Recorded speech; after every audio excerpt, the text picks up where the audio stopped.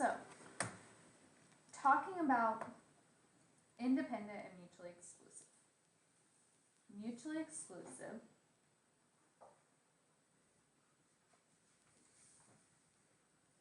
also known as disjoint, means that two things cannot both happen. So the probability of both equals 0. Independent means that one doesn't impact the other. So the probability of A given B has already happened, has to be the same as the normal probability of A. So on problem 5, it wants to know if those things are independent. So to check independence, if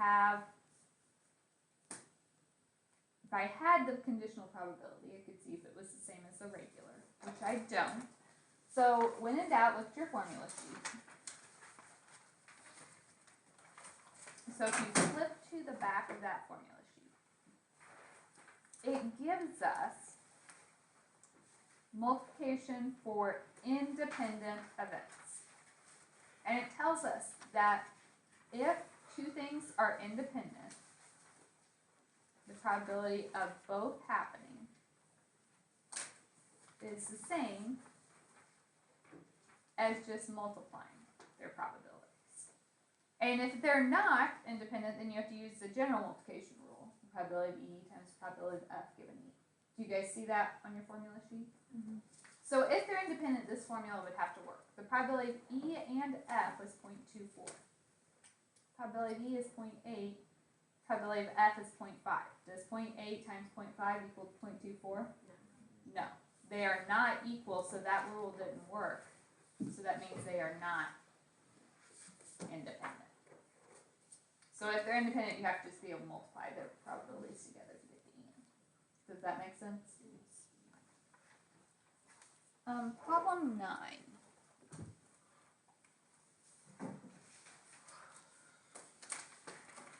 Okay, so part A, your probability model, that was just when you made your table, you probably just added it onto, this is like your X, so you added your P of X column.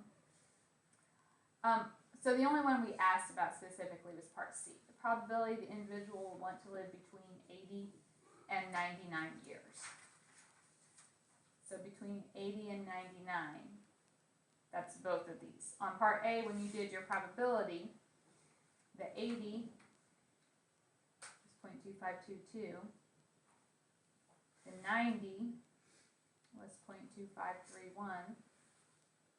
So you just add those together.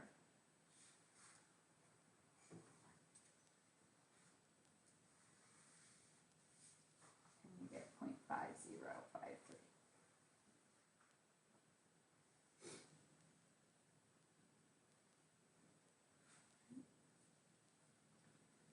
Problem 9 okay? Anything else there? So problem 10. We asked about C and D. So probability C, for part C, it is not a conditional. If it's not a conditional, that means it's out of everybody. So that is all 3,948,828. Aren't you glad I went ahead and added everything up for you? These are some big numbers. I want only the ones that weighed 3,000 to 3,999 and were post-term. Since I have the table, I don't even have to use the formula. I can find specifically the people that met both of those requirements. So it was the 160, 354. So then if we divide those, we get 0.406. Is that okay? Part D is OR. So you could do it a couple different ways. If you wanted to be in this weight group, we can see that's those people.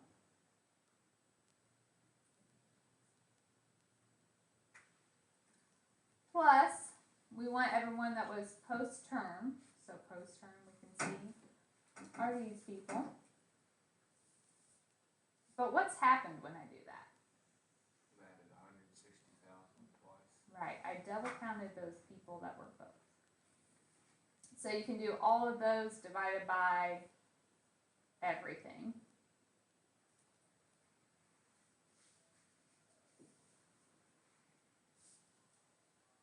And when you do that,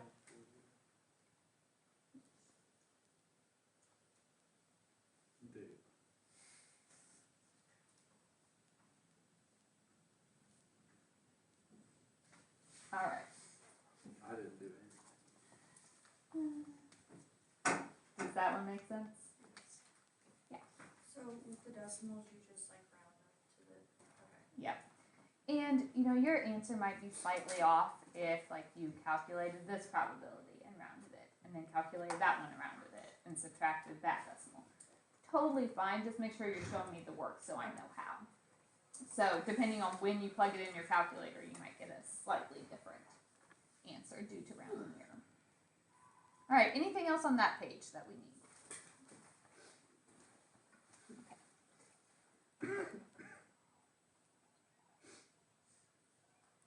And we were good with E, F, and G, the conditional probabilities. So problem 11. According to a survey, 18% of Americans trust organized religion.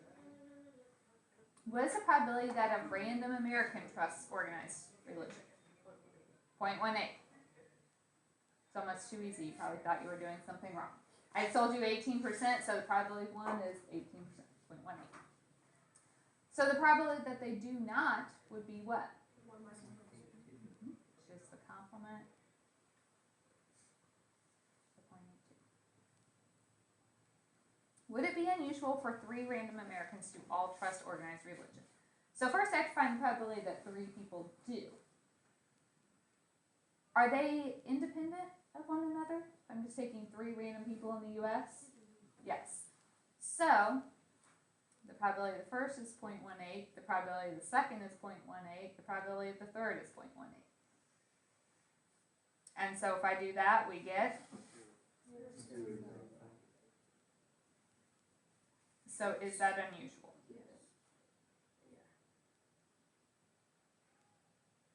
Remember, anything less than 5% is considered unusual. What's the probability that in the sample at least one does not? So the opposite of everybody trusting is 1 minus 0.05. because I'm not asking for just one person. I'm asking at least one. So 1, 2, or 3. So the opposite. So that's, I did 0.18, 0.82. Oh. Because I thought. What you found is probably the first 2 people I surveyed did and the last one did not. So one option, but not every scenario. So at least one means it could be 1 or 2 or 3, and it could be, you know, any person in that order. Is that one okay?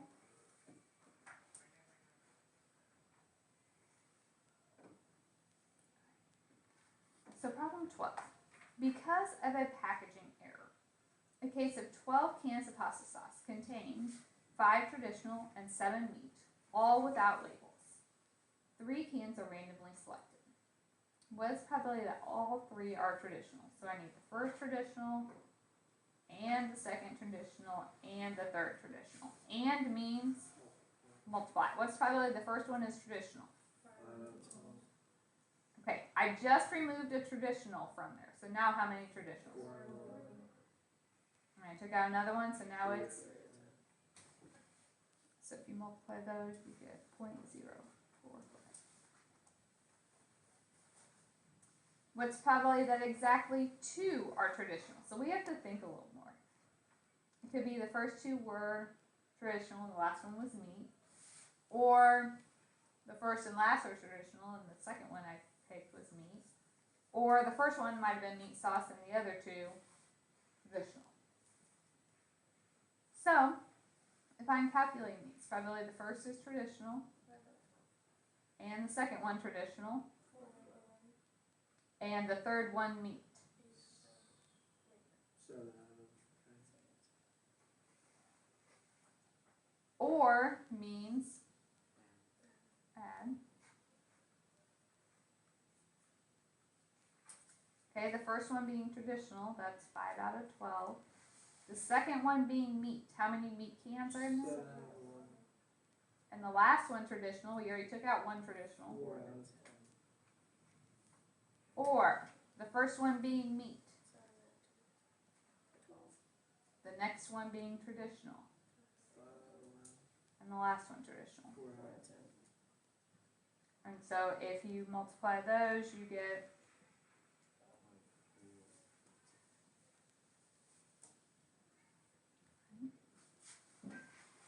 and then what's the probability that none are traditional? If they aren't traditional, what are they?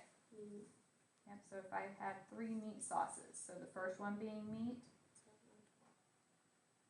if I took out a meat, the next one would be, and the last one, so if we multiply those, we get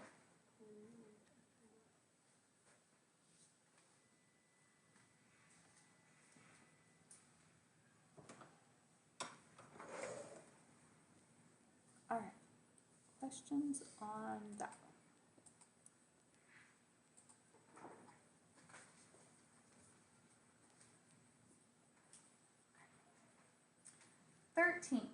So our 3 kind of probabilities.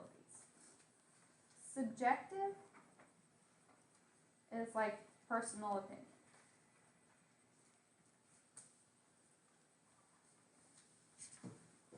It would be like a politician saying there is a 20% chance the government shutdown will end this week. Do they know for sure? No. Would another politician give the same percentage? Maybe, but not guaranteed. So subjective has a little bit of personal opinion. Now maybe they are an expert in it, but even 2 experts might disagree. So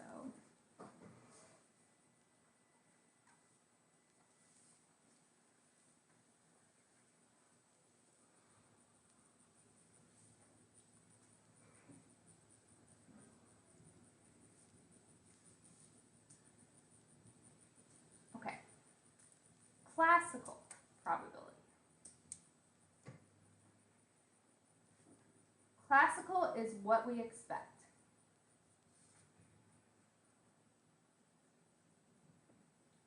Okay, if I flip a coin, there is a 1 in 2 chance of flipping tails. Okay, it's what should happen. Based on what we know our possibilities are, one of those is a tails. Empirical. Okay, so empirical, I always told you, is what we see. Think, empirical is what you see with your eyes. Okay, what actually happened. So it might be in 10 tries, I get 7 tails. Based off that, what is the probability of a tails? 7 out of 10. Okay, do you see the difference in classical versus empirical? Classical is what can happen. Empirical is what we saw with our eyes, what actually happened when we did it.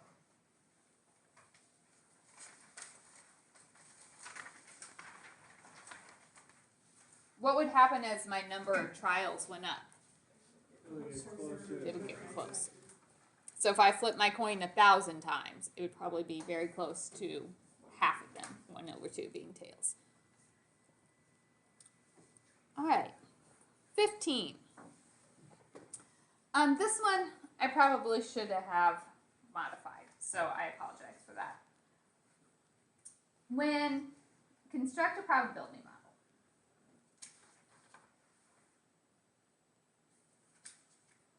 so probability is x p of x. Okay, so my X's were 4, 5, 6, and 7. How do we find our probabilities?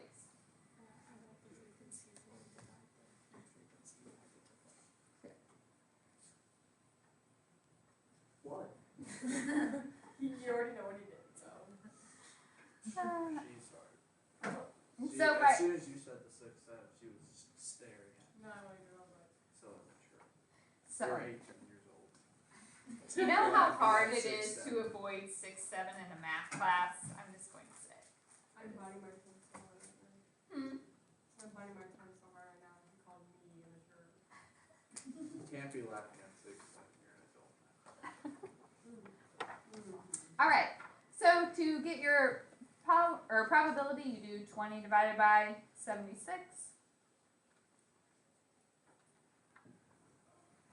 And then we do 18 divided by 76. Those are for your $8. Okay, thank you.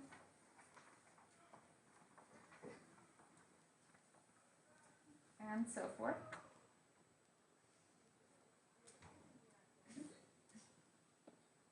All right.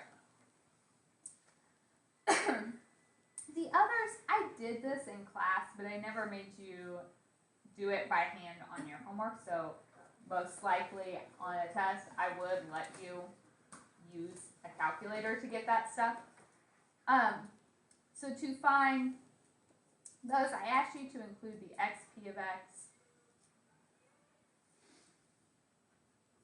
and the x squared p of x columns. Remember, I did this just to show you how these formulas worked.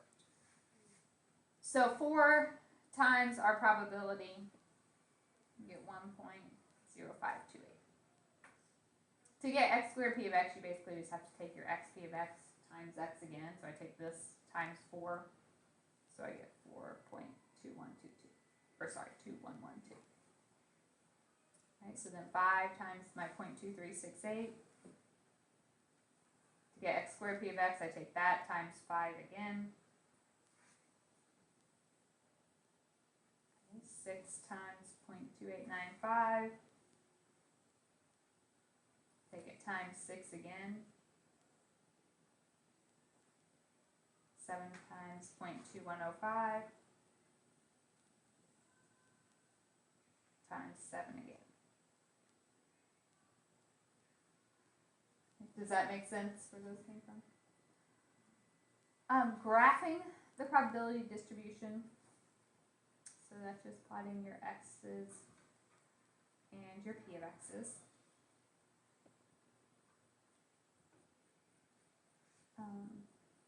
So let's say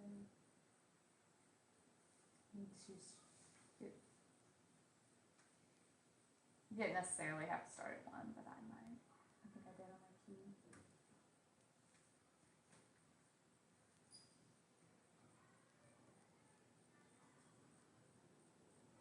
Okay, so you put your x's here. Our probabilities are mostly about the 0.2 range, so you don't want to make this too close together. You want to be able to see the difference. So I'll count by 0.05.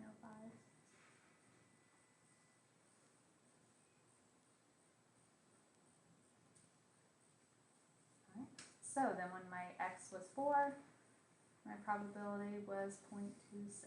So we just do the line. 5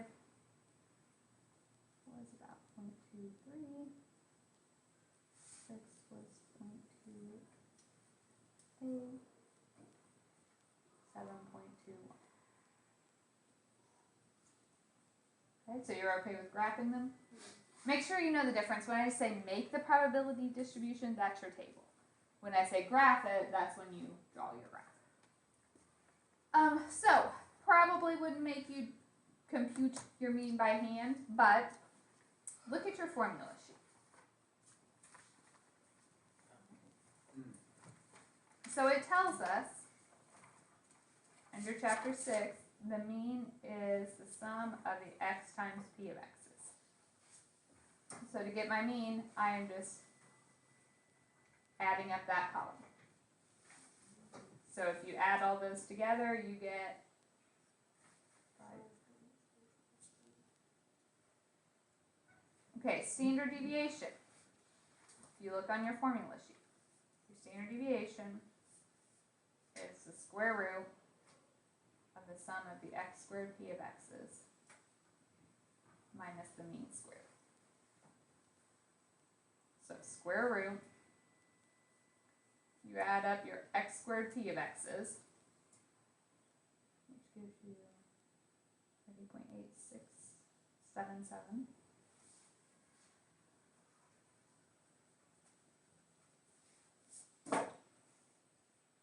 Minus the mean that we got on the previous one, squared. Okay, so then if you plug that in, you get 1.093. All right, more likely, So I actually did that on my calculator and I got the wrong answer. I think I must put them like wrongly into line 1 and 2. okay, What were you supposed to put in line? let's talk about it on the calculator. Because more likely I would have you do it on your calculator. So, you need to be able to go to stat edit, put your x's in L1 and your probabilities in L2. So everybody do this for me.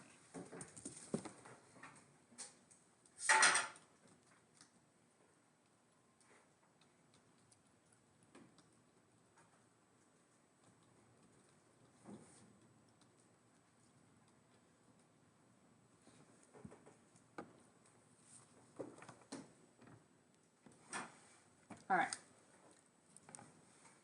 Once we have those entered, we go to stat, over to calculate, one variable statistics. Your list should be L1. Frequency list may not have anything in it. We set that as L2 to use the probability. So second number 2 would make that L2.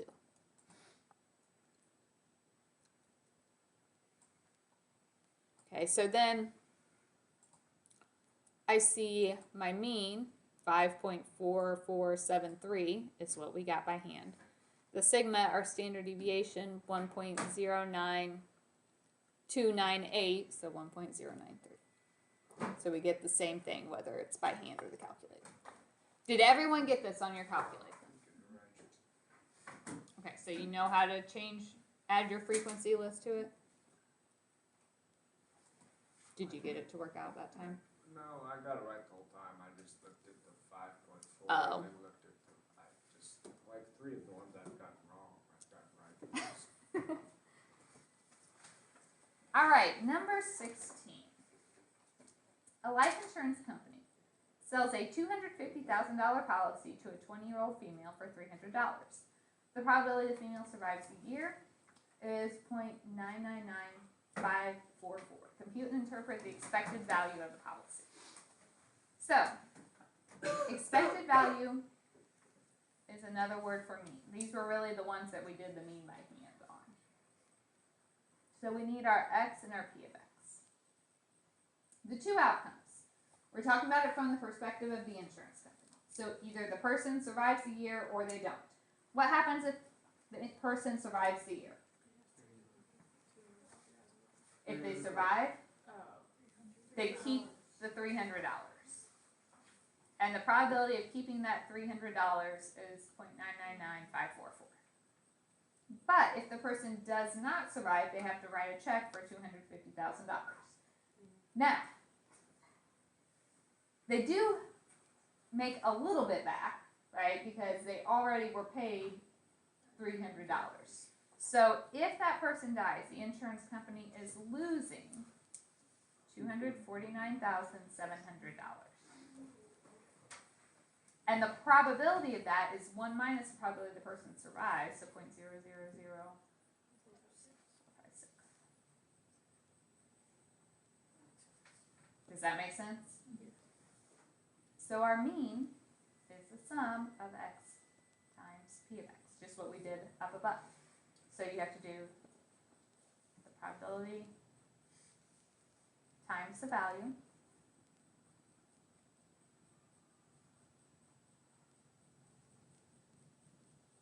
I'm running out of space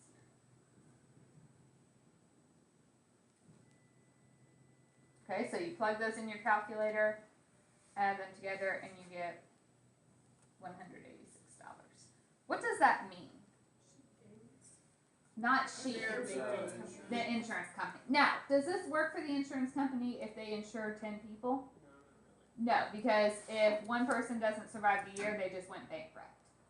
But if they are insuring 200,000 people, would this work? Yes. So it only works for large numbers because otherwise they couldn't pay out the $250,000 if somebody passed away. Instead of the mean and standard mean, I did the XPFX. That's the same thing. Okay. So you just made that column and add them together. That's perfect. All right. Any other questions on that one?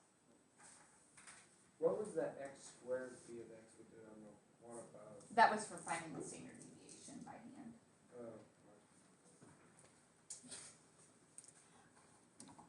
All right. So flip to number 18.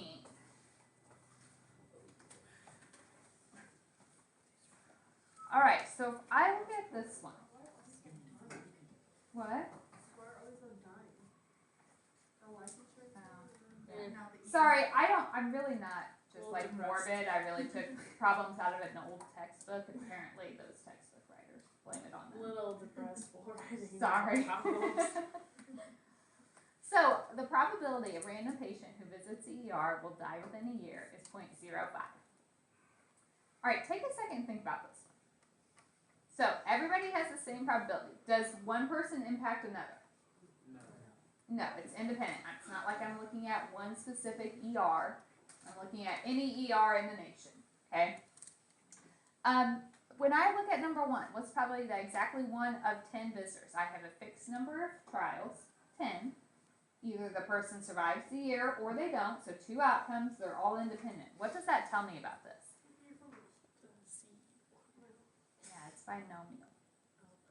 Yeah, that too. Well, that's what you were That saying. too. So the number of trials is 10. The probability that they survive is 0.05. And I want the case when x is 1. Okay, is this one on our formula sheet? Yes. Yeah, go to your binomial table. So everybody pull out your formula sheet and look at your table. Make sure you remember how to read it. Our n is 10, so we have to flip to the page with n is 10. P is 0.05, and go down to when x is 1, and we have 0.3151. okay, what's probably that fewer than 2 of 25 will die within a year. So, what's my n this time? My p is still 0.05. If I want fewer than 2, then what can x be? Okay, does my table go up to 25? No, so this is when I have to use the formula. So, you don't have to memorize any, it's all right here, so you look at your probability. N choose x, so we have 25 choose 0. That means 0 people die, 1 minus p, so 0.95, all 25 live. Or, so plus, we have to do the 25 choose 1. So the 1 person does not live, and 24 do live. Do you guys see how I... And do you guys remember to get that n choose x, when you put it in your calculator, start with the parentheses, do 25, math, go over to probability, and you want the NCR, which is the third one down.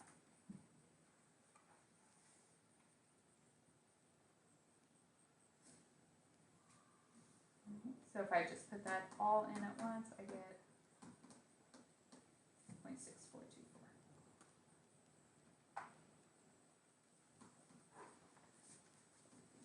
All right, so the probability that at least 2 of 25 will die. Isn't that just the opposite of fewer than 2? Just subtract We get 0.3576. What's the probability that at least 8 of 10 will not die? Okay, we have to think about this one a little bit. I'm back to 10. So I can use my table again. P is the probability that someone dies, right? Okay, so X has to be counting the number of people that. Okay, so it's asked me about not dying. But so then there's two ways of interpreting this. Either my X needs to be the number that don't die, or I need to change my P to be the probability that someone does not die. Which way do you want to do it? Okay. So if at least 8 of 10 will not die, then how many could die? 2 or 1 or 0. Alright, we already have, well, let's just look from our table. So N is 10 again. P is 0.05. And I'm going to add up 0, 1, and 2. And so if I add those together, we get 0.9884. Does that make sense? Alright, in a random sample of 1,000 ER visitors, how many are expected to die within the next year? What you need to know, expected value is the same thing as what? If you look at your formula sheet, in a binomial, your mean is N times P. So 1,000 times 0.05. So I would expect 50 of them to die within the next year. The standard deviation, so from your formula sheet, is the square root of N times P times 1 minus P. So the square root of 1,000 times 0.05 times 0.95.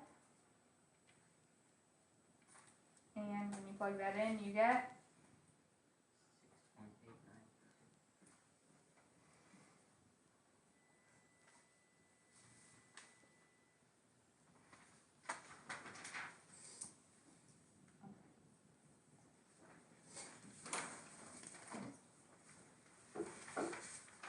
Is that one okay? So our next question was 25.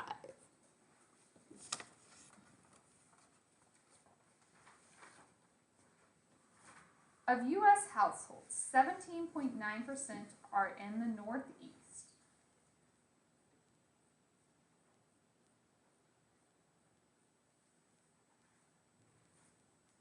And 5.4% earn $100,000 per year or more and are located in the Northeast. So the probability they earn that much and Northeast 0.054. What's the probability that a household will earn more than $100,000 per year? Probably they earn that amount. Given they're in the Northeast. Look at your formula sheet. I need a formula that involves an and, a given, and a regular probability. What is it? Mm-hmm. So it's probability of E and F. Probability of E times probability of F given E. Or it might have been flipped, probability of F times probability of E given F. Works both ways. So the probability of both is 0.054. The probability that they're in the Northeast is 0.179. Prime probability they earn more given they're in the Northeast. So we just have to divide.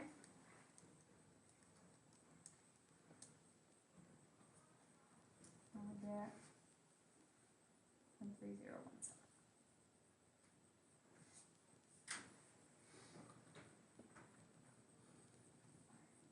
are there any that we didn't talk about? So, a music player has 13 tracks, 5 of which you like. The songs are played in random order and will not repeat until all 13 are played. So, part C wants probability you like one of them. So it could be you like the first one and not the second, or you don't like the first but you do like the second. So what's probability you like one? If you just listen to one you liked, how many are there that you don't like? 7 out of 12. Or, so plus, probability you don't like one would be?